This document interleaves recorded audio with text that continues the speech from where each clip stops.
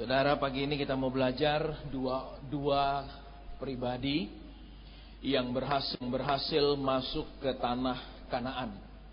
Dari yang dicatat Alkitab ada 600.000 laki-laki, belum perempuan, anak-anak dan lain-lain. Itu dikatakan, dan yang dicatat pun di Alkitab yang berumur di atas 20 tahun laki-laki, jadi di bawah itu tidak. Jadi diperkirakan ada hamba Tuhan mengatakan ada 2 juta, ada yang mengatakan sekitar 3 juta orang. Dan dari antara sekian juta orang itu ternyata hanya 2 orang yang berhasil masuk tanah Kanaan. Ya, saudara, sebelum kita masuk dalam pemberitaan firman itu, saudara, kita mau belajar beberapa hal lebih dahulu ya di dalam Injil Lukas ya, supaya kita mengerti bahwa di dalam kehidupan kita orang percaya, Allah itu sudah menyediakan segala sesuatu. Bahkan Alkitab catat, segala sesuatu sebesar apapun kebutuhan kita tidak akan pernah, saudara, itu melebihi daripada penyediaan Allah. Berarti Tuhan tetap menyediakan lebih daripada yang pernah kita butuhkan, lebih daripada yang pernah mungkin terlintas dalam pikiran kita untuk memintanya. Tetapi dalam fakta hidup kita sehari-hari, orang percaya, saudara, terlalu banyak hal yang mereka tidak terima. Ya, ini yang menjadi pergumulan, ini yang menjadi masalah, sehingga saudara, kadang-kadang orang tidak tertarik menjadi Kristen. Itu juga ada salah satu sebab, yaitu mereka tidak melihat perbedaan antara orang Kristen dengan orang non-Kristen. Ya, baik dari kehidupan sehari-hari, ya terutama dari hal maaf, ekonomi, dari hal rumah tangga dan yang lain-lain. Ya, sehingga saudara tentu saja kalau saudara melihat teman saudara, saudara tahu mungkin dia ada masalah dengan jerawatnya. Kemudian beberapa bulan saudara ketemu dia, saudara lihat jerawatnya juga masih banyak. Tapi dia mencoba memperkenalkan satu produk obat pembasmi jerawat. Percaya kalau saudara lihat dia sendiri yang menawarkan tidak berhasil, saudara tidak akan pernah mau beli. Tapi kalau saudara lihat misalnya teman saudara, dulu beratnya 80. Kemudian berapa bulan saudara ketemu, loh kok sudah jadi kecil, ramping begini. Terus dia bilang, saya minum ini tiap hari. Dia enggak usah banyak-banyak ngomong, saudara, minimal ada pikiran untuk mencobanya. Ya, seringkali orang Kristen, saudara, tidak menjadi bahan promosi yang baik bagi Allah.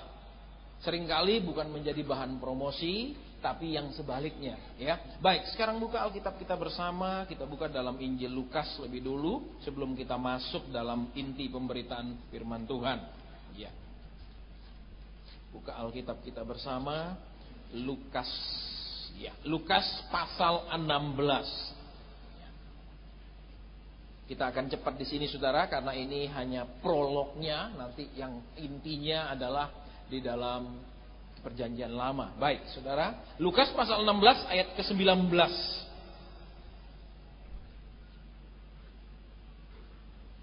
Dikatakan demikian bunyinya. Lukas 16 ayat 19. Ada seorang kaya yang selalu berpakaian jubah ungu dan kain halus, dan setiap hari ia bersukaria dalam kemewahan. Dan ada seorang pengemis bernama Lazarus, badannya penuh dengan borok, berbaring dekat pintu rumah orang kaya itu. Dan ia ingin menghilangkan laparnya dengan apa yang jatuh dari meja orang kaya itu. Malahan anjing-anjing datang dan menjilat boroknya. Ayat 22. Kemudian matilah orang miskin itu, lalu dibawa oleh malaikat-malaikat ke pangkuan Abraham.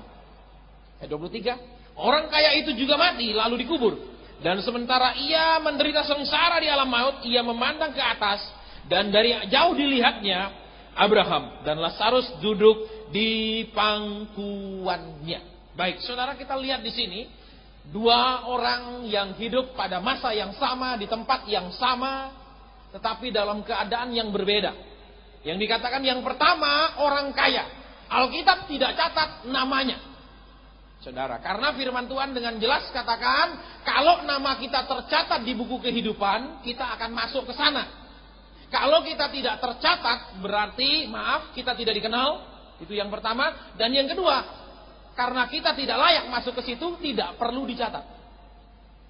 Ya, jadi saudara, seringkali Alkitab bicara tentang nama orang-orang, Saudara, yang kalau di dalam firman Tuhan katakan, Tuhan Yesus katakan dengan jelas, domba-domba mendengar suaraku dan aku memanggil nama domba-dombaku masing-masing menurut namanya. Jadi saudara yakinkan dalam hidup kekristenan saudara bahwa Tuhan mengenal saudara secara pribadi dan menyebut nama saudara secara pribadi. Ini kapan-kapan kita bahas sampai di situ saudara, sampai Tuhan panggil namamu secara pribadi. Itu berarti sudah ada jaminan yang kuat. Ya baik. Jadi kita lihat kembali di sini dikatakan ada seorang kaya yang selalu berpakaian jubah ungu dan kain halus. Dan setiap hari ia bersukaria dalam kemewahan. Saudara, Alkitab tidak memusuhi orang kaya. Ya, karena tokoh-tokoh di dalam Alkitab itu rata-rata orang-orang yang sangat kaya. Ya, saya ingat seorang pendeta. Dia hendak membangun waktu itu di bawah tahun 2000 sebuah gedung senilai 7 miliar. Ya, jadi gedungnya besar sekali, tanahnya besar sekali. Dia menerima 1 miliar dari seorang pembicara terkenal dari Jakarta sebagai modal awal. Kemudian dari jemaatnya yang kaya raya dia menerima tanah yang sangat luas. Tetapi sampai hari ini, waktu sudah berlalu 6-7 tahun, tanah itu hanya berupa tanah kosong. Dan gereja yang tempat mereka beribadah yang dulunya, ya itu sekarang menjadi hanya satu ruko. Tambah kosong, tambah bukan bertambah jumlahnya, tapi berkurang terus menerus. Ya. Karena yang disampaikan dari mimbar itu seringkali sangat menyakiti hati orang kaya. Bukan kebenaran yang disampaikan, tetapi rasa tidak senang kepada orang kaya. Satu persatu jemaatnya pindah. Sehingga tanah itu hanya tinggal tanah kosong. Cocok untuk kebaktian Padang. Saudara, pakai tenda. Kemudian jemaatnya yang dulunya besar, sekarang hanya menjadi cuma satu lokal ruko. Ya. Jadi saudara jangan curiga kalau di sini dikatakan perumpamaan tentang orang kaya. Ya, saya tidak memusuhi orang kaya. Saudara, orang kaya dibutuhkan di dalam Alkitab. Banyak orang-orang kaya dikatakan yang mendukung pelayanan Tuhan Yesus. Betul? Betul? Tapi banyak orang kaya juga yang bisa mengacaukan pelayanan. Saudara, baik. Jadi kita lihat sekarang kebenaran firman. Ada seorang kaya yang selalu berpakaian jubah ungu. Dan yang paling penting dikatakan setiap hari ia bersukaria dalam kemewahan. Saudara, kita akan lihat sekarang satu tipe orang yang menerima berkat-berkat, menerima janji-janji hanya di dunia. Yang kedua kita akan lihat tipe Lazarus, yaitu tipe orang-orang yang hanya menerima janji di surga. Dan saudara, pada saat-saat sekarang ini gereja-gereja juga bergerak dalam dua pengajaran yang berbeda ini. Ya, saya tidak sebutkan nama sinodenya karena nanti saya bisa disidang. Saudara, jadi panjang urusannya. Sinode yang pertama alirannya adalah aliran yang hanya berpikiran tentang surga. Hanya mengajarkan, maaf saudara, tidak perlu ingin kaya. Kaya itu jahat. Kaya itu nggak baik. Kaya itu bikin jadi sombong. Kaya itu tidak rohani. Ya, jadi satu saudara, aliran yang satu adalah hanya ingat surga. Zaman ini zaman akhir, pokoknya sudah tidak usah pikir kaya, tidak usah kerja sungguh-sungguh. Dari Senin sampai Senin ibadah. Dan saudara, aliran ini maaf ya saudara ya, seperti mengharamkan kekayaan. Pokoknya hidup kudus. Jangan mikir kaya, jangan mikir makmur, pokoknya kudus. Yang kedua, saudara, aliran pokoknya di dunia ini harus saudara jadi orang kaya. Kalau ikut Tuhan Yesus harus kaya. Saudara, sehingga akhirnya apa saudara? Yang terjadi dengan ajaran ini adalah orang berlomba-lomba untuk menjadi kaya. Dengan segala macam cara, saudara, supaya kenapa? Supaya dihormati orang. Ya, kita lihat saudara, saya rasa banyak saudara yang sudah menangkap sinode-sinode dan aliran-aliran itu. Yang kedua, harus kaya. Saudara, kalau saudara perhatikan di surat 1 Korintus dan 2 Korintus, ya, saudara akan ketemu Rasul Paulus mengumpulkan uang untuk orang-orang kudus di Yerusalem yang sedang kesulitan. Jelas Alkitab bilang orang kudus juga bisa ada kesulitannya. Jadi saudara, aliran dua ini dilambangkan dengan perumpamaannya Tuhan Yesus. Yaitu dua pengajaran yang sama sekali tidak seimbang. Yang satu hanya negur salah, khotbah keras, tidak keruan, tapi tidak memberi jalan keluar. Yang kedua, khotbahnya saudara ikut Tuhan enak, no problem, dijamin. Kalau ada problem kita punya laskar doa yang akan mendoakan saudara. Saudara tidak perlu hadir, cukup kirim persembahanmu. Kasarnya begitu. Ya, jadi kita lihat sekarang di sini, saudara, Tuhan katakan orang kaya ini dikatakan berpakaian jubah ungu. Ya, jadi saudara kalau di dalam Alkitab jubah ungu itu adalah simbol raja, simbol punya kedudukan yang tinggi. Dan biasanya saudara, ya, kekristenan itu seringkali juga dihargai, bukan dihargai jiwanya, tapi dihargai miliknya. Saudara, saya bebas menyampaikan di sini, saya merasa lebih lega, tidak pernah membatasi saya jangan ngomong keras sampai hari ini. Ya, saudara, tidak pernah saya dipesan gua Pak lebih lembut khotbahnya, tidak pernah. Ya, puji Tuhan. Di tempat lain kadang kalau saya ngomong gini, Pak kita undang lagi, tapi tolong ya Pak ya lebih lembut ngomongnya Pak. Soalnya kalau jemaat disakiti mereka orang-orang kaya, nanti mereka orang kaya itu gampang tersinggung, betul? Tapi jangan coba-coba menyinggung orang kaya. Amin. Orang kaya gampang marah, tapi jangan coba-coba memarahi orang kaya. Betul? Jadi yang dicintai adalah hartanya, bukan dicintai jiwanya. Saudara mau dicintai milik saudara. Saudara dikasihi karena saudara punya sesuatu, atau saudara dikasihi memang karena sejiwa saudara yang dikasihi. Saudara boleh pilih. Banyak orang lebih senang dikasihi hartanya. Saya nggak mau ditegur. Saya mau khotbahnya yang enak-enak saja. Kalau nggak, maaf. Saya nggak mau. Ada satu gereja, saudara, yang ngatur donaturnya. Donatur tunggal, gede. Ketika saya masuk ke dalam gereja itu, langsung ini saya kayak dicekik. Saya tidak pernah punya keturunan asma. Saya sampai heran, saudara. Ini kok kenapa saya gini? Saya ada apa-apaan? Saya bilang saya tidak punya asma. Tapi ini kayak dicekik. Saya sampai, begitu saya naik mimbar, saya seumur hidup tidak pernah khotbah seperti orang pasang kuda-kuda mapu.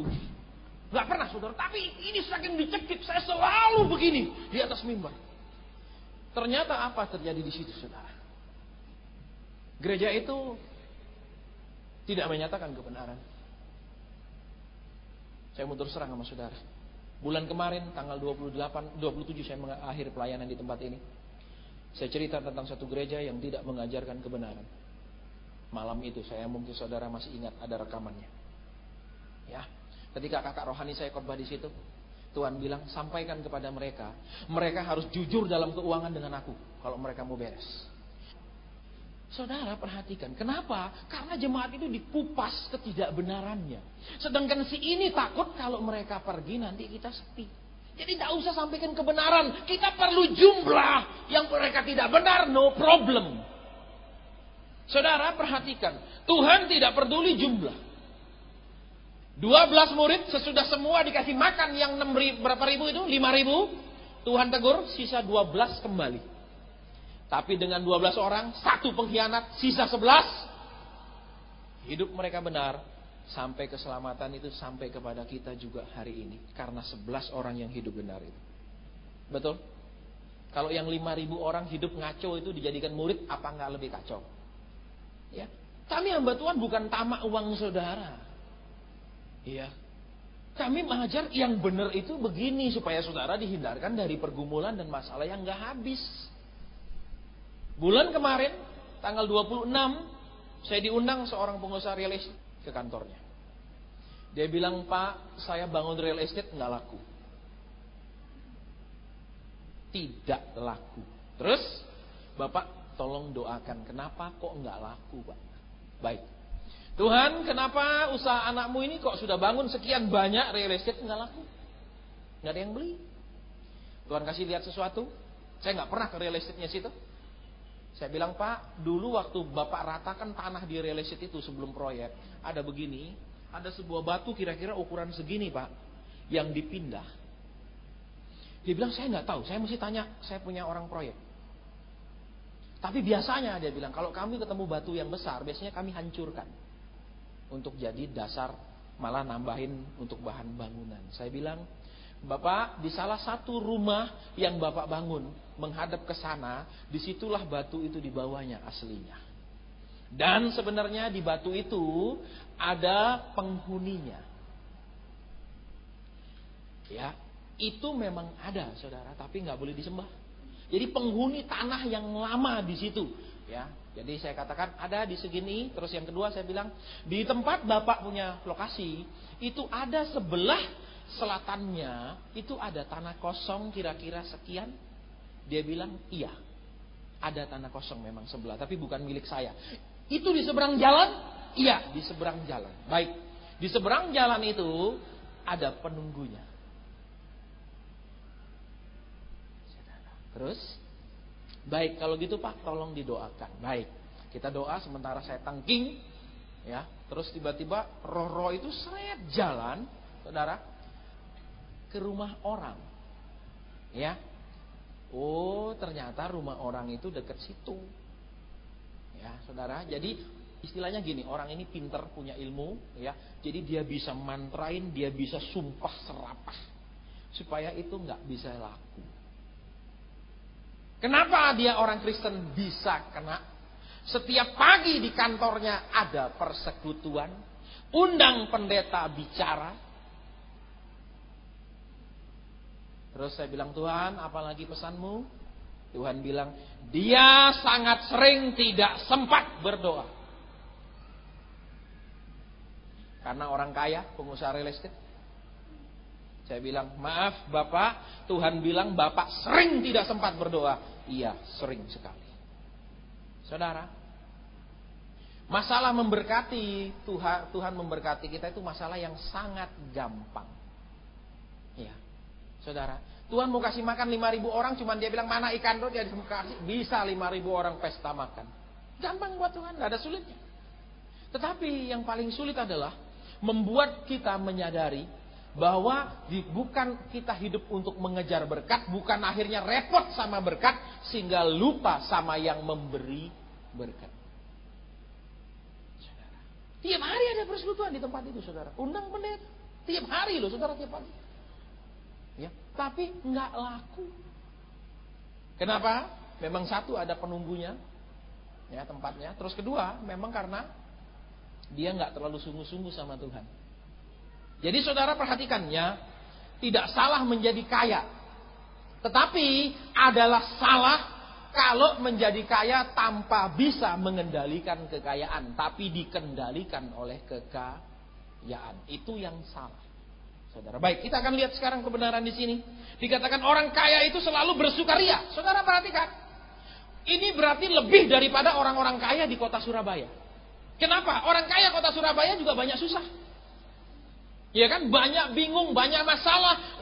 Ada yang susah anaknya, ada susah sama istrinya, ada susah macam-macam. Ini orang kaya dikatakan sudah kaya raya. Kedua, selalu bersukaria. Jadi saudara bisa bayangkan, sudah kaya sekali, terus selalu, istilahnya orang boleh bilang, dia happy all the time. Jadi ini sudah, kalau kita lihat, kehidupan yang sudah sangat diberkati, sudah segala-galanya ada pada dia. Saudara, ya kan? Tetapi saudara perhatikan di bawahnya. Ya, dia bersukaria dan kemudian ada seorang pengemis bernama Lazarus, badannya penuh dengan borok, berbaring. Saudara perhatikan. Bukan duduk tapi berbaring. Saking laparnya nggak kuat duduk, saking banyaknya penyakit nggak kuat duduk, berbaring.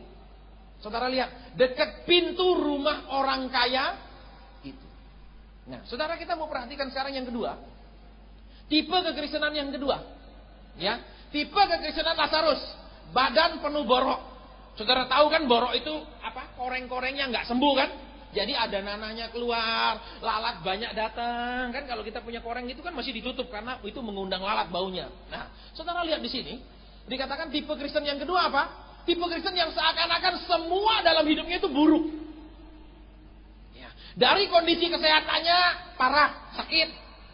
Yang kedua dari ekonominya, ini bukan ekonomi lemah, ini sudah ekonomi super lemah, duduk pun nggak bisa, saudara. Terus yang ketiga, saudara perhatikan di sini, ya, dikatakan ia ingin menghilangkan laparnya dengan apa yang jatuh dari meja orang kaya. Jadi saudara lihat yang dikatakan di situ apa? Sudah satu sakit-sakitan, kedua sangat lemah, ketiga makan pun nggak punya. Ya. Kalau kita lihat orang Kristen model gini, umumnya langsung ngakimi. Ini pasti banyak dosa. Ini pasti hidup nggak bener.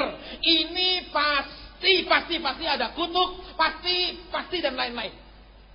Ya. Tetapi saudara lihat sekarang di sini dikatakan, ya, anjing-anjing datang menjilat boroknya, bukan menggonggong tapi menjilat. Saudara perhatikan di sini perumpamaan Tuhan Yesus ini keras sebenarnya, saudara, ya.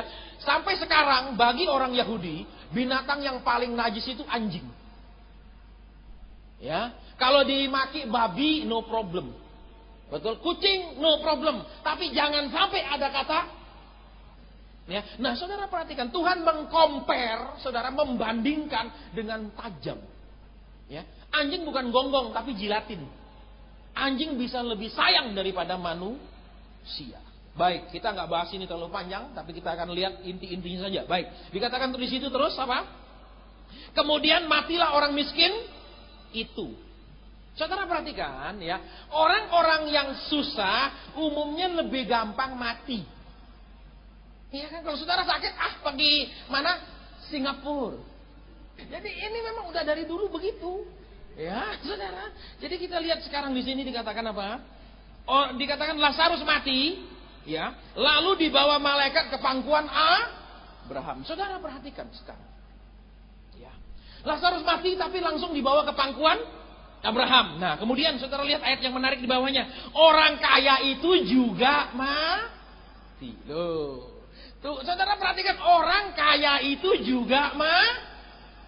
Berarti saudara perhatikan, kadang-kadang orang kaya lupa berpikiran bahwa mereka juga akan mati. Kadang-kadang tidak buat persiapan bahwa mereka juga pasti mati. Saudara. Ya, kalau orang tanya, banyak doa, Om? Ya, jarang-jarang. Coba yang tidak punya tabungan, betul? Besok makan, tidak tahu makan apa. Rajin doa, amin. Amin. Coba yang punya tabungan banyak, deposito besar di bank miliaran. Ngapain doa panjang-panjang, amin? Semua sudah tersedia untuk 15-20 tahun lagi. Halo? Halo? Agak sepi.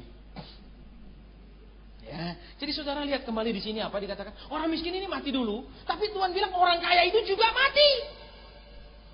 Ya, jadi diingatkan orang kaya juga pasti mati. Biar bisa, misalnya besok ada transplantasi, sekarang ginjal bisa dibeli, jantung bisa dibeli, ya kan? Tetap pasti mati juga kan? Ya kan? Nah, saudara, sekarang kita akan lihat, ya, apa maksudnya sekarang di dalam ini sebelum kita masuk ke intinya. Kita lihatlah yang pertama, orang kaya itu menerima segala sesuatu di bumi ini, tetapi dia tidak menerima perjanjian masuk surga. Yang kedua, yang Lazarus tidak menerima apapun, bahkan sembuh pun tidak, Alkitab catat. Saudara perhatikan. Yang kedua, saudara lihat, bahkan sebelum dia mati jadi mungkin lebih baik sedikit ekonominya pun tidak. Ini istilahnya sudah sakit, ya toh, terus matinya mati miskin. Jadi saudara lihat, janji-janji Tuhan seakan-akan tidak banyak digenapi. Tetapi ini mencerminkan apa? Dua macam orang Kristen. Satu, Kristen yang akan menerima semua di bumi tapi tidak masuk surga. Contohnya, Kristen yang akan menerima di bumi saja. Kalau memberi, kalau namanya tidak ditulis paling atas, itu tidak mau memberi. Saudara, ada model gitu, harus ditulis namanya paling atas, besar-besar, sekian. Baru dia senang. Kalau tidak ditulis, jarang dia mau tulis NN, no name. Yang ditulis NM, no money. Dan terlalu serius, saudara ya, santai. Baik, jadi yang kedua apa saudara? Tipe orang Kristen Yang terlalu pasif dengan dunia ini, sudahlah kita kerja ndak usah terlalu ngoyo, kita santai-santai saja. Ya kita cari Tuhan saja. Betul? Kalau buka toko buka mulai jam 11, jam 2 tutup. Misalnya gitu. Kenapa? Cari Tuhan full. Amin. Halo? Itu juga tidak diajar bertanggung jawab, saudara ya. Tapi juga jangan jam 6 pagi sudah buka toko, jalan sini masih sepi udah buka. Jam 11 orang sudah jarang liwat pun masih buka. Itu juga keterlaluan, amin. Alasannya saya jarang bisa tidur pagi. Nah, misalnya gitu. Ini juga masalah ya. Baik, jadi saudara lihat yang kedua apa? Orang kaya diberkati, tetapi saudara perhatikan, di dalam diberkati itu, dia tidak bisa bahkan apa, sisa makanannya pun tidak bisa jatuh. Halo? Sisa makanan pun tidak jatuh loh saudara. Saudara perhatikan, banyak orang percaya saudara, sisa-sisa pakai bulanannya pun tidak bisa jatuh, amin. Amin. Halo? Loh. Ini orang lain loh saudara. Saya tidak ngomong saudara, jangan tertuduh ya. Tapi kalau saudara tertuduh, bertobat kalau memang saudara lakukan, amin. Jadi kembali ke sini dikatakan apa? Satu, orang yang hanya mengejar yang untuk di dunia ini saja, tidak berpikiran untuk surga. Itu juga salah saudara. Yang kedua, saudara seperti Lazarus, ya biar borok tidak sembuh, yang penting aku tetap cari Tuhan. Biar miskin tidak apa-apa. Kaya itu tidak baik loh, juga salah ya saudara. Kalau saudara tiap hari terima dana diakonia saja, itu juga tidak mempermuliakan nama Tuhan, amin. Halo? Halo?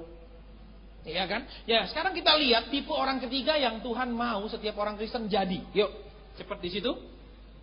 Dia dikatakan di situ ayat 23. Dikatakan di situ orang kaya itu juga mati lalu dikubur, dan sementara ia menderita sengsara di alam maut, ia memandang ke atas. Dan dari jauh dilihatnya Abraham.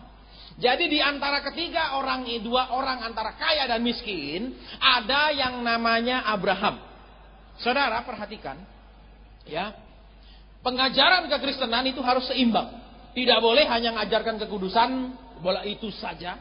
Ngajarkan surga saja, tidak ngajarkan dunia.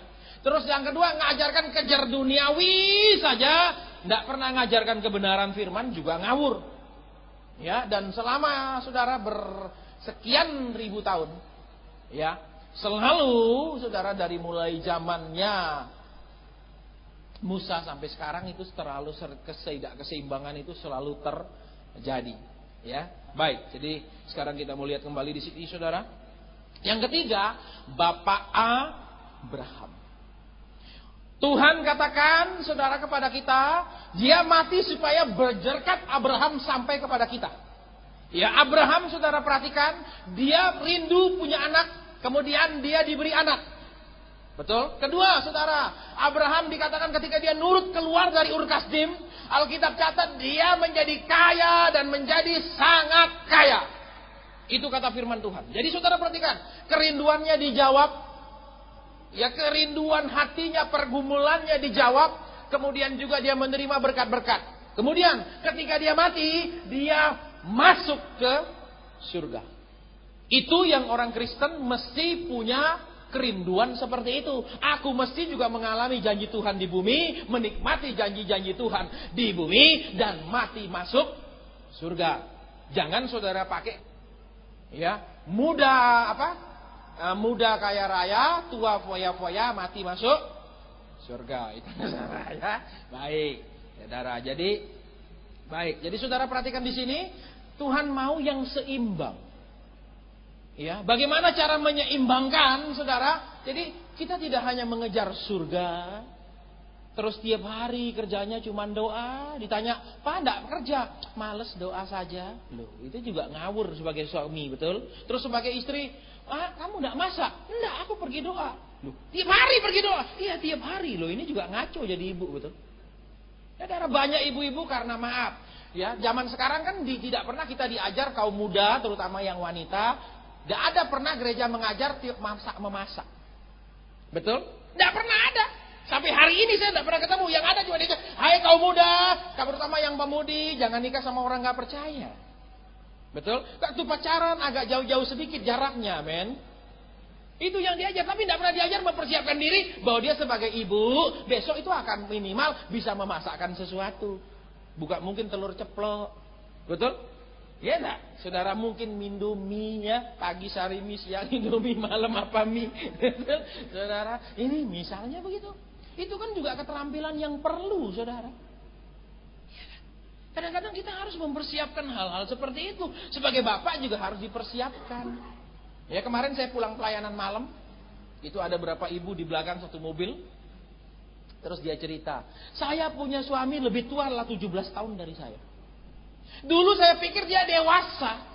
Ternyata dia kayak anak-anak biar lebih tua dari saya. Dia bilang. Saudara, perhatikan. Laki-laki biasanya lebih ingin dimengerti, dituruti daripada nuruti. Amin. Haleluya. Coba lihat suamimu, pandang dia sekarang. Coba. Saya tutup mata, kau yang pandang. Benar enggak? Kadang-kadang dia kekanak-kanakan kan. Ingin dituruti, ingin apa maunya. Ingin dimengerti, sulit mengerti, betul? Ibu itu cerita, dulu masih dia pacaran sama saya, dia menjadi koko yang baik, yang pengertian, yang kebapaan. Sekarang dia itu kayak jadi anak saya katanya. Ya, karena dia ngomong gini karena dia cerita, pasien belum kawin ya? Iya. Umur berapa? 39 jalan. Terus kenapa enggak mau kawin? Saya bilang jangan jodohin saya loh Cik ya, saya bilang. Saudara. Baik. Kita lanjut ya. Saudara, jadi kita kembali ke sini siapa? Ada 3 pribadi. Lazarus yang miskin sampai mati, tidak mengalami kesembuhan, tidak mengalami perbaikan ekonomi apapun, mati masuk surga. Orang kaya menikmati segala sesuatu, tapi mati masuk alam maut. Ya. Yang ketiga yang Tuhan mau, dan itu yang dia wariskan janji itu, yaitu janji Abraham. Diberkati di dunia dan mati masuk surga. Itu yang paling enak, betul? Jadi kita perhatikan. Baik, jadi saudara sekarang lihat 3 macam orang Kristen. Diberkati di surga saja, diberkati di dunia saja, atau diberkati di dunia dan di surga. Ya, baik. Sekarang kita masuk ke intinya. Buka Alkitab kita bersama dalam kitab Bilangan pasal ke-13. Kita akan cepat di sini. Waktu sudah menunjukkan pukul 11. Baik. Bilangan pasal 11 ayat ke-27. Kita akan cepat saudara ya. Saya mohon juga konsentrasi saudara. Bilangan 13 ayat 27. Baik, saya akan bacakan. Mereka menceritakan kepadanya, kami sudah masuk ke negeri kemana kau suruh kami, dan memang negeri itu berlimpah-limpah susu dan madunya, dan inilah hasilnya. Terus ayat 28, hanya bangsa yang diam di negeri itu kuat-kuat, dan kota-kotanya berkubu dan sangat besar. Juga keturunan enak telah kami lihat di sana. Sampai di situ, ya saudara. Ayat 29, orang Amalek diam di tanah Negeb, orang Het, orang Yebus, dan orang Amori diam di pegunungan, orang Kanaan diam di sepanjang laut dan sepanjang tepi sungai Yordan. Ayat 30. Sekarang kita lihat karakter satu orang yang akan menikmati janji Tuhan. Dan saudara perhatikan, ya, semua orang yang mati di padang gurun yang Tuhan katakan itu, mereka tidak ada satupun yang masuk ke tempat perhentiannya Tuhan. Itu kata surat Ibrani. Ya, jadi tolong perhatikan, semua orang yang mati memberontak di dalam perjalanan dari padang gurun ke Kanaan, itu semua Alkitab catat mati tidak masuk tempat perhentian, tidak masuk surga. Itu kata firman Tuhan. Nanti saudara buka sendiri, ya. Jadi tegas. Nah, sekarang saudara lihat, ya, yang dikatakan sekarang kita belajar tentang yang namanya Kaleb. Ada 2 orang yang berhasil menikmati janji Tuhan masuk tanah Kanaan, ya. Dan kita akan lihat sekarang yang pertama, ayat 30. Kemudian Kaleb mencoba menenteramkan hati bangsa itu di hadapan Musa. Katanya, tidak. Kita akan maju, akan menduduki negeri itu. Sebab kita pasti akan mengalahkannya. Saudara lihat sekarang tipe orang yang pasti akan menikmati janji Tuhan. Yang pertama, saudara lihat. Yang pertama dia katakan tidak. Yang pertama adalah orang-orang yang bisa berkata tidak untuk mundur. Orang-orang yang bisa berkata tidak atas ketika ketemu masalah. Orang-orang yang bisa berkata tidak atas apa-apa yang akan membuat mereka tidak percaya Tuhan. Berapa banyak orang Kristen lebih percaya sama iblis daripada sama setan? Maafkan saya, sama Tuhan. Ya, saudara, contohnya Misalnya baru usahanya sepi, iblis sudah kasih bayangan. Nah, kalau sepi terus nanti bangkrut. Saudara bilang, iya juga ya, nanti bangkrut, susah. Terus apa lagi? Baru sakit sedikit. Wah, ini jangan-jangan parah. Iblis bilang parah. Iya, jangan-jangan berat. Saudara, tidak pernah bilang tidak. Tidak pernah bisa bilang tidak, iblis. Apapun keadaanku, Allah sanggup menolong. Kadang-kadang sulit kan, saudara? Kadang-kadang kita biasanya bilang, iya ya, mungkin juga ya, kayaknya bener yang ini ya. Saudara perhatikan, jadi ciri yang pertama adalah berkata tidak terhadap pemberontakan, berkata tidak terhadap masalah yang membuat undur, berkata tidak terhadap hal-hal yang buruk. Itu yang pertama, karakter yang akan menduduki tanah perjanjian. Saudara, saya di awal-awal pelayanan juga saya pernah mau mundur. Saudara, tantangan orang-orang yang bergerak di dalam bidang karunia itu banyak. Ya, contohnya saya doakan seseorang, terus Tuhan bilang dia pisah ranjang. Taci yang dibilang pisah ranjang ini langsung ngamuk. Walaupun memang dia pisah ranjang sama suaminya sudah lama. Terus karena dia jengkel, saya bongkar kesalahannya. Walaupun dia yang minta deret maju duduk, saya doain satu-satu. Terus dia sebarkan, saya nubuatkan dia bohong. Dia tidak pisah ranjang sama suaminya. Dia bilang Hasan itu bohong. Tidak benar itu yang dia omong. Hasilnya saudara, satu tempat tidak undang saya 2 tahun. Karena dia ngomong itu bohong. Tapi kemudian saudara, kebenaran itu pasti tersingkap. Saya tidak lawan, oke lah, lu mau bilang enggak, ya udah, enggak, saya enggak aja debat. Hasilnya apa saudara? Dia kelihatan seorang hamba Tuhan keluar kamar hotel dengan laki yang bukan suaminya. Lebih parah lagi kelihatan. Tapi enggak ngaku. Saya terus bilang, Tuhan, kadang-kadang aku ini kasih kayak gini karunia ini enggak enak loh Tuhan. Apalagi karunia negur-negur, betul? Enakan apa? Tiap tumpang tangan Tuhan akan kasih Alphard, Tuhan akan kasih apa? X5, Tuhan akan kasih apa? Signus. Kan semua orang bilang haleluya, amin. Amin. Daripada tiap tumpangi tangan, ayo tidak doa. Iya, kan kurang populer, betul? Iya kan, saudara. Terus apalagi? Ayo jujur persepuluhan. Yang enak tiap tumpangi tangan. Waduh, saya melihat sebuah rumah besar. Oh iya, haleluya. Wah, itu senangnya kan? Saudara. Jadi saudara lihat di sini, saya juga pernah mau undur. Karena kenapa? Terlalu berat tantangannya, saudara. Apalagi maaf kita ketemu nabi-nabi palsu. Ada yang asli, mesti ada yang palsu. Dan zaman sekarang orang Kristen tidak bisa bedakan yang palsu yang mana. Pokoknya yang ngomong yang enak-enak itu dianggap asli. Kalau saudara perhatikan kitab Yeremia, nabi yang asli itu selalu membawa orang berubah kelakuannya untuk dekat sama Tuhan. Bukan hanya menjanjikan berkat. Saudara. Ya. Terus apa lagi? Kalau yang asli itu tidak ada kompromi sama dosa. Saudara. Salah adalah salah. Siapapun orangnya. Waduh ini donatur besar. Nggak apa-apa kok. Teruskan. Kembali kita ke zaman sebelum reformasi gereja. Dosa bisa dihapus dengan persembahan. Betul? Betul? Sebelum Protestan Martin Luther pisah, itu kenapa? Bawa persembahan, terus dosanya dihapuskan. Kok enak? Zaman sekarang gitu, saudara. Jadi kadang-kadang dia tidak berani tegur dosa. Karena kenapa? Persembahan nanti kurang. Saudara bersyukur kalau saudara ditegur, itu untuk kebaikan kita. Bukan karena hamba Tuhannya tidak senang atau lagi marah, tidak ada hubungannya. Saudara, saya sekarang sering bilang, Pak, yang Bapak bilang itu benar Pak. Baru-baru ini kan bulan kemarin saya diundang satu orang, Pak, Bapak ingat dulu Bapak doain saya. Bapak bilang pabrik saya akan ekspor. Iya Pak, sekarang suami saya lagi beli mesin ke luar negeri, ada order untuk ekspor. Apa seneng? Puji Tuhan, Tuhan genapi janjinya. Cuman itu kesenangan kita. Kenapa? Lihat anak-anak Tuhan itu diberkati, itu senengnya. Dan tidak pernah terus mikir lagut, ya abis itu jangan lupa ya. Tidak pernah. Saudara senangnya lihat orang diberkati, lihat orang bertumbuh, hidup benar, itu kesenangan kita. Bukan yang lain-lain. Ya, makanya saudara perhatikan, kalau ketemu nabi palsu apa? Saudara, nabi palsu bisa dapat penglihatan. Bisa. Tetapi asal rohnya berbeda, yaitu roh setan. Kemudian tujuannya berbeda, membuat engkau tidak berubah kelakuan, tambah keras, terus hasilnya membuat tambah tidak berkenan sama Tuhan. Itu yang membedakannya. Ya, bahkan di kelompok karismatik Pantekosta ada pelajaran visualisasi. Bayangkan, visualisasi. Oh, itu ngawur, saudara. Itu salah satu bagian daripada ilmu telepati, ilmu hipnotis, membayangkan.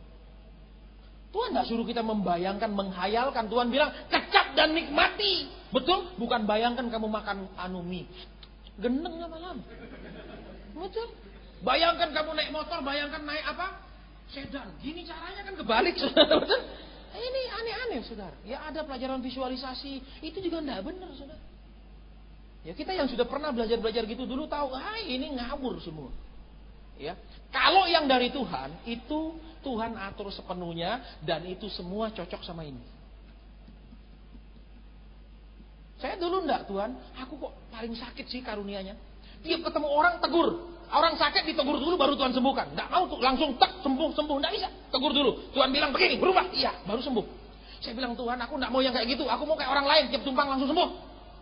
Tuhan bilang apa? Pelayananmu ada di Mazmur 103 ayat 3. Tuhan bilang. Saya kita buka. Terus saya buka Alkitab. Apa sih Tuhan pelayananku? Tuhan bilang, Dia yang mengampuni segala dosamu, menyembuhkan segala penyakitmu. Jadi, kamu harus kasih tahu dulu dia dosanya apa, suruh dia minta ampun, baru aku sembuhkan. Oh, gitu ya Tuhan. Ya sudah, kalau gitu saya mau, saya bilang. Karena kalau orang lain kan enak. Plok, jadi. Plok, kalau saya enggak, kotik-kotik dulu. Ini dosanya, ini enggak beres sama istrinya, ini begini. Saudara, baik. Jadi kita lanjut kembali ke sini satu. Orang yang bisa berkata tidak kepada setan. Tidak putus asa, tidak kecewa, tidak undur sama Tuhan. Itu orang yang akan mewarisi janji Tuhan. Yang pertama. Yang kedua, saudara, kita akan terus maju. Jadi saudara perhatikan, ya, ada satu pelajaran yang saat ini namanya pelajaran confession, yaitu memperkatakan firman Tuhan di dalam setiap permasalahan dan pergumulan. Contoh, kalau saudara lagi sakit, akan bilang, Tuhan adalah penyembuhku.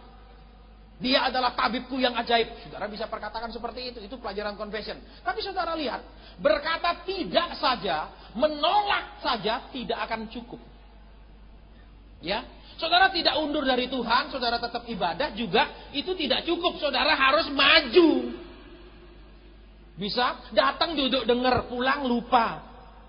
Datang duduk dengar dihibur, pulang stres. Ini saudara lihat yang kedua apa? Sesudah kita bisa menolak bujukan iblis, bisikannya dia, tipu muslihatnya dia, sekarang kita harus maju terus. Maju dalam hal apa? Saudara perhatikan, orang Kristen itu bisa maju terus, saudara lihat di situ, ya. Dikatakan apa? Dia menuju ke tujuan, kan? Nah, tujuan orang jadi percaya itu keselamatan jiwa, kata surat Petrus. Jadi saudara lihat, dengan engkau dan saya maju, dari mungkin saudara dulu ikut Tuhan karena kepepet ekonomi, bertobat karena bangkrut, mungkin ya karena yang lain. Sekarang maju terus ikut Tuhan karena supaya selamat. Bukan hanya uang lagi terus-terusan dipikirkan. Dulu bangkrut ikut Tuhan, sekarang ikut Tuhan hanya minta uang melulu. Saudara, jadi saudara lihat kembali di sini, orang yang maju apa? Dia akan terus maju, dia semakin dekat sama Tuhan. Majunya apa? Ada ndak ada problem, aku terus ibadah, itu namanya maju. Tetapi zaman sekarang terlalu banyak orang Kristen maju hanya kalau ada problem. Betul? Halo? Halo? Memang saudara di dalam bahasa Latin itu, problem itu artinya dilempar ke depan. Ya, dilempar ke depan itu artinya problem, saudara. Jadi jangan tunggu saudara sampai punya masalah baru saudara maju. Itu namanya cari bengkak. Bisa ditangkap? Lebih enak tidak punya masalah atau daripada punya masalah, betul? Yang ingin punya masalah angkat tangan, saya akan doakan. Halo? Tidak apa-apa saudara, kalau saudara bilang, tidak apa-apalah, tunggu masalah dulu baru sungguh-sungguh sama Tuhan. Saya doakan sekarang. Tuhan kasih dia masalah yang sangat banyak. Supaya dia lebih sungguh-sungguh, mau? Kalau saya doakan, jangan gak ada masalah Tuhan. Dia tidak sungguh-sungguh lama-lama. Baik, jadi saudara lihat, harus maju. Semakin kita maju, saudara lihat, orang-orang yang terus maju itu adalah orang-orang yang sudah banyak melewati masa-masa yang ada pergumulan dalam hidupnya. Saudara perhatikan ya. Ketika Musa mengirim mereka dari Kadesi Barnea, itu sudah setengah jalan lebih, saudara, menuju Kanaan. Ya. Jadi saudara lihat, Kaleb sudah lulus dari ujian, kalau saudara perhatikan apa? Ujian lembu emas. Dia nggak ikut nyembah lembu emas. Ya, saudara nanti baca sendiri di situ. Salah satunya adalah, saudara perhatikan ya. Ini lembu emas sampai hari ini sudah 3.500 tahun. Itu masih tetap kadang-kadang belum hilang dari orang Kristen. Tahun 1500 sebelum Masehi kan, mereka keluar ya kan dari Mesir. Sampai sekarang tahun 2000, jadi 1500 plus 2000, 3.500 tahun. Saudara perhatikan ya. Tuhan membawa umatnya keluar dari Mesir supaya mereka menikmati tanah Kanaan yang mengalirkan susu dan madu. Saya pernah sampaikan sama saudara, susu dan madu, susu hal-hal sementara, madu hal kekal. Jadi yang di dunia ini diberi, yang surga juga diterima. Nah ini, tetapi saudara lihat ya, di tengah jalan, sementara Musa 40 hari menunggu hukum Tuhan, mereka membuat anak lembu emas. Ya, lembu saudara di dalam kebudayaan mereka zaman dulu, itu adalah simbol kemakmuran, simbol kesuburan yang disembah orang-orang yang kerja pertanian. Nah, saudara lihat. Ya, orang Israel walaupun mereka sudah keluar dari Mesir, ya, ternyata di otak mereka itu yang mereka sembah bukan Tuhan, tapi yang mereka sembah adalah kemakmuran. Saya ulang. Kita akan mau taat, akan mau banyak berdoa, mungkin berpuasa, mungkin melayani. Kadang-kadang motivasinya cuma satu, ingin makmur. Bukan ingin menyenangkan Tuhan. Halo.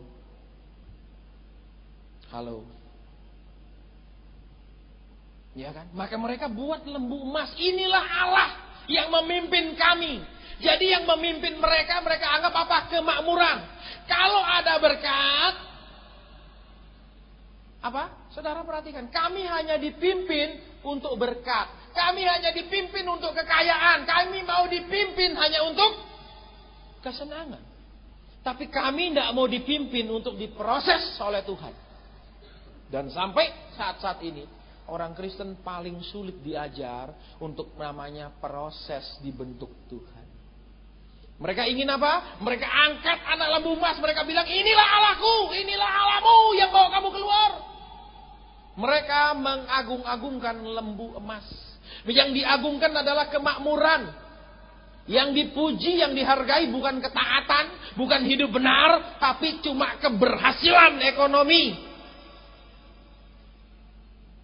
Saudara, kalau kita sungguh-sungguh sama Tuhan, itu masalah yang namanya ekonomi pasti nyusul.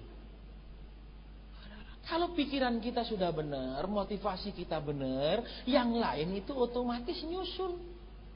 Saudara, kalau saudara saudara punya itu apa, ke TV itu coknya sudah cocok ke situ, saudara hidupkan sesuai semuanya, pasti hidup. Ya kan?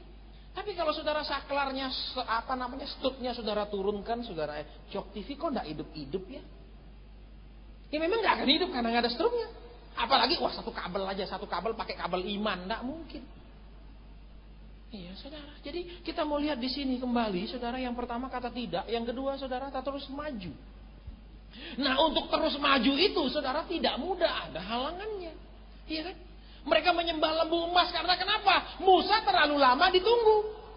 Terus apa lagi saudara perhatikan, ya? Mereka begitu disuruh memberi, langsung beri cincin, dia punya anting-anting di hidung, anting-anting telinga, semua langsung jadi lembu emas. Langsung. Sedangkan waktu mau bangun bait Allah, itu lama baru ngumpul. Kalau lembu emas ngomong langsung ngumpul semua. Apa artinya? Orang Kristen Kalau yang menyenangkan Allah mereka tidak senang. Kalau menyenangkan diri sendiri mereka sangat senang. Kalau untuk menyenangkan diri berapapun dikorbankan. Amin. Halo. Waduh, kita pergi akhir tahun kemana? Pas ada pameran tur. Wah, kita ke habis cuman sekian, misalnya cuman $1.800 kecil. Untuk kesenangannya berapapun berani. Untuk Tuhan seret. Halo. Sepi. Tertuduh, enggak apa-apa. Jadi saudara lihat yang kedua apa? Maju. Dia melewati Lembu Emas, saudara. Terus apa lagi? Dia enggak ikut-ikutan waktu kurang air ngomel. Saudara, untuk maju itu ada beberapa hal yang harus dilewati. Enggak sekedar datang terus enggak ada masalah. Saudara, orang Kristen itu hanya sekarang bergantung yang namanya cheap grace. Apa? Kasih karunia yang murah. Hidup yang gampang. Itu yang orang Kristen inginkan. Pokok saya sudah ibadah Senin sampai Sabtu, saya hidup enak. Ini orang Kristen diajar begitu, saudara. Orang Kristen diajar malas. Baik, kita lanjutkan. Yang ketiga, saudara perhatikan. Sebab kita pasti akan mengalahkannya. Saudara lihat. Satu, menolak tipu daya iblis. Yang kedua, terus maju. Bukan hanya nolak, bukan hanya tidak bikin dosa, tapi terus maju tambah kenal Tuhan. Terus maju tambah berkenan sama Tuhan, melakukan yang Tuhan mau. Terus kita pasti mengalahkannya.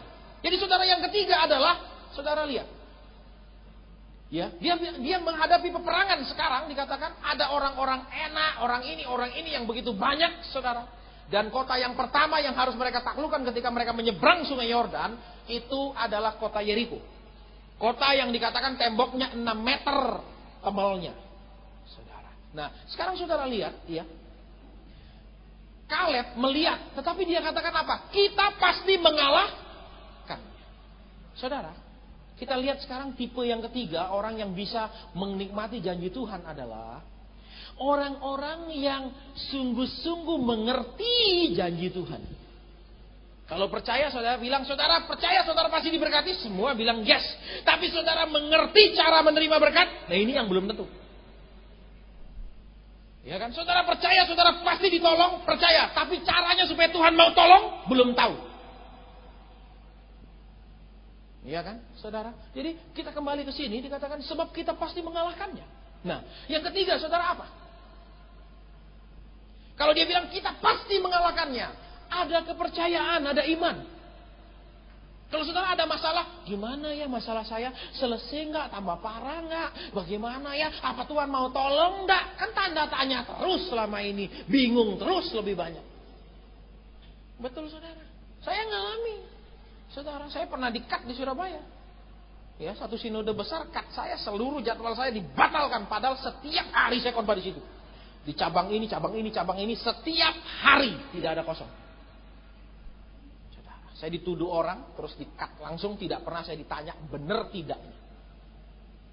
Saudara, saya sudah lalu, enggak ya udah, saya enggak mau ribut, saudara. Saudara, enggak ribut, ngapain ribut, betul? Yang waras ngalah, amin. Saya terus apa? Saya enggak langsung minggat, enggak langsung berhenti pelayanan, enggak. Saya bilang apa? Kalau orang itu bisa kalahkan Tuhan, hari itu saya hapus semua kamus hidup saya tentang kata melayani. Saya akan pergi lagi kerja di hotel, enggak urus nama pelayanan. Saya bilang apa? Dia tidak mungkin bisa menghalangi rencana Tuhan dalam hidup saya. Dan hasilnya terungkap kebenarannya. Udah enggak usah ribut-ribut. Akhirnya apa terungkap? Dia yang berontak, bukan saya. Saya dituduh dia berontak itu. Jangan pakai, nanti kamu diajar berontak. Sekarang dia yang berontak, bawa lari 5.000-an orang. Ketahuan yang berontak siapa?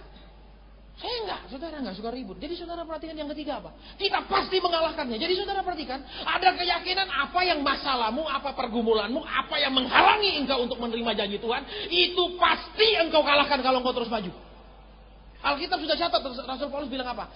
Bagi mereka itu adalah tanda kebinasaan. Jadi saudara lihat, tandanya saudara pasti menang adalah apa? Ada pergumulan, ada masalah, saudara tetap maju. Itu sudah 50% tandanya setannya kalah. Tapi kalau baru ada pergumulan, lemes kayak kerupuk kena angin, nah itu sudah bukan tanda kalah, memang sudah kalah. Baik, jadi saudara lihat wataknya Kaleb apa saudara? Dia berani menolak untuk mengatakan tidak untuk mundur.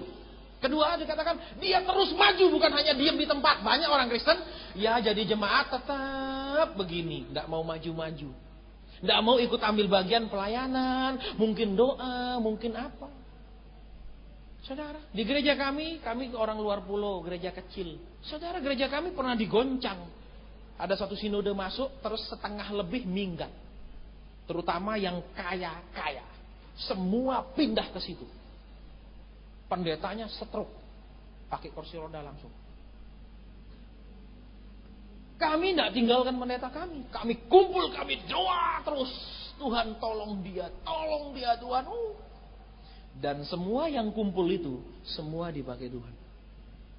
Dan semua yang berontak itu, sampai hari ini saya sebut namanya satu pun saudara tidak akan kenal. Sikap kita itu menentukan keberhasilan kita. Ya. Kebenaran adalah kebenaran, tidak bisa ditawar. Ya, saudara zaman sekarang jangan tertarik kepada karunia-karunia yang murah. Kalau karunia itu tidak membawa saudara lebih dekat sama Tuhan, itu bukan dari Tuhan, saya mau beritahu. Ya, harus saudara dikasih penglihatan, saudara tambah dekat sama Tuhan. Saudara ditegur apa, saudara berubah untuk menyenangkan Tuhan. Itu yang benar, bukan untuk menyenangkan mau saudara. Tolong ramalkan saya. Lu, apa-apa?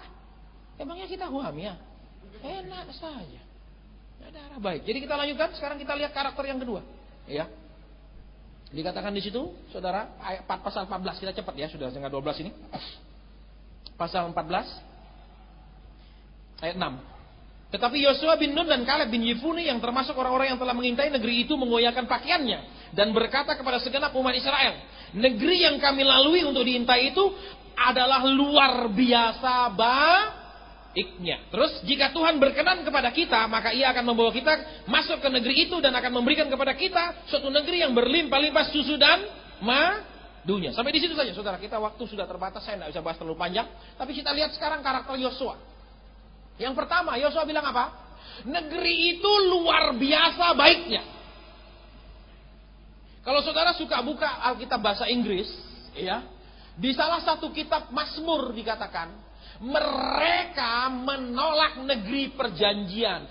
They despise the promised land. Ya, jadi saudara lihat di sini apa? Orang Kristen kadang-kadang tidak benar-benar menganggap janji-janji Tuhan itu betul-betul berharga. Janji-janji Tuhan itu benar-benar penting. Mereka tidak anggap. Seperti tadi cerita, kalau masuk hotel jarang periksa mana exitnya. Kalau ada kebakaran mau lari kemana, nanti waktu kebakaran baru kita cari. Betul? Kalau ibadah jangan sungguh-sungguh cari Yesus. Nanti waktu masalah baru cari-cari Yesus. Amin. Halo? Saudara. Jadi kita mau lihat kembali di sini dikatakan dengan jelas apa? Luar biasa baiknya. Yosua menghargakan bahwa kalau Tuhan janji itu pasti luar biasa. Kalau saudara dibilang saudara akan diberkati, saudara pikir berkat apa? Rumah sebesar apa? Mobil merek apa? Kita tidak ngerti kalau Tuhan bilang yang Dia berkati pasti berkat itu luar biasa, tidak yang biasa. Tapi kita kadang-kadang nggak nganggep. Ya diberkati, ya berkati apa sih?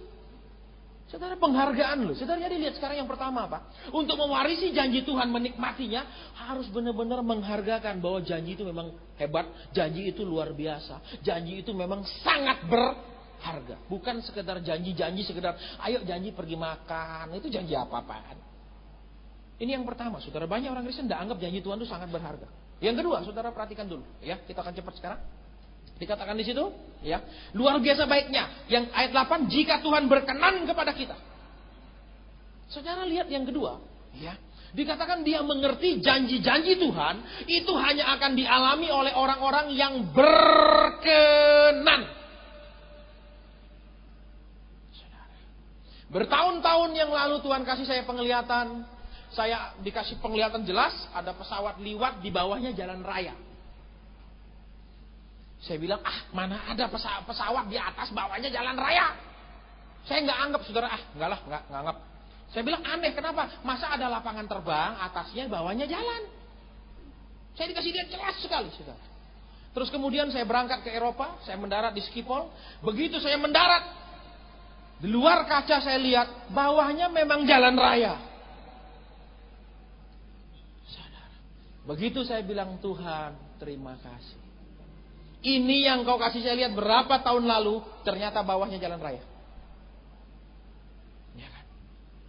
Persis seperti yang saya dikasih lihat. Nah, saudara perhatikan sekarang di sini. Dikatakan apa? Kalau kita berkenan, kalau Tuhan itu berkenan sama kita, Dia pasti beri. Jadi saudara perhatikan, yang pertama menghargakan firman, yang kedua mulai hidup berkenan sama Tuhan. Ya, hidup berkenan lebih daripada hidup kudus. Saya ulang. Hidup berkenan lebih daripada hidup kudus. Kudus hanya tidak melakukan dosa, tapi berkenan adalah tidak melakukan dosa dan melakukan yang Tuhan mau. Jadi orang yang berkenan adalah lebih nilainya daripada orang yang kudus. Kalau cuman kudus, pergi diskotik, sorry, enggak minum bir, enggak. Bikin ini, enggak, itu kudus. Tapi Tuhan bilang, gerejamu sedang membangun, sorry, enggak mau bahas, enggak asih, ngapain. Itu tidak berkenan. Kudus pasif, berkenan aktif. Tadi kita pagi sudah belajar, saudara, yang tadi pagi kita belajar tentang menjadi bait Allah yang hidup menjadi berhala. Sudah jelas ya, ini kelanjutannya, tapi kita nggak terlalu bahas. Baik, kita selesaikan sekarang. Ya, jika Tuhan berkenan, maka Ia akan membawa kita masuk ke negeri itu, memberikannya kepada kita, suatu negeri yang berlimpah-limpah susu dan madunya. Ayat 9, hanya janganlah memberontak kepada Tuhan dan janganlah takut. Ayat 9 dikatakan 4 karakternya, yaitu saudara lihat, tidak berontak. Berapa banyak kita kalau dibawa ke dalam satu masalah, suatu pergumulan, satu keadaan, kita ngamuk, tidak mau terima keadaan itu. Kita getir sama Tuhan, kita marah sama Tuhan. Iya. Terus yang terakhir dikatakan apa? Saudara, jangan takut. Jadi saudara perhatikan sekarang berapa karakter dari Kaleb. Dia berkata tidak.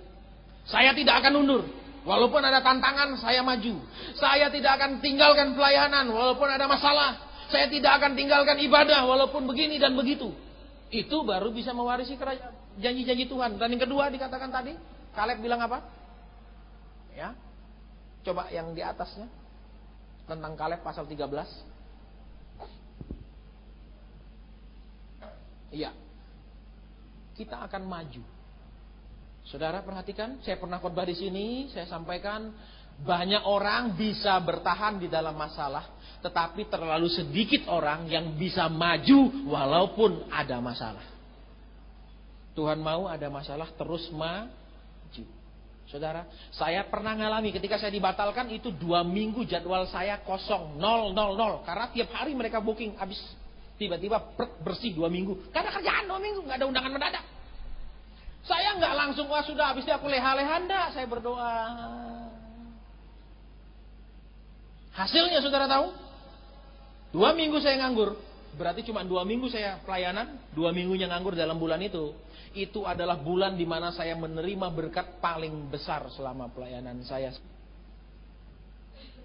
Jadi sekarang kita lihat. Kalau iblis bilang, waduh kita ini gini tambah susah. Bilang tidak, kita akan nikmati lebih banyak kebaikan Tuhan. Justru di Mesir, orang semua lapar. Si Yusuf bagi-bagi makanan. Betul?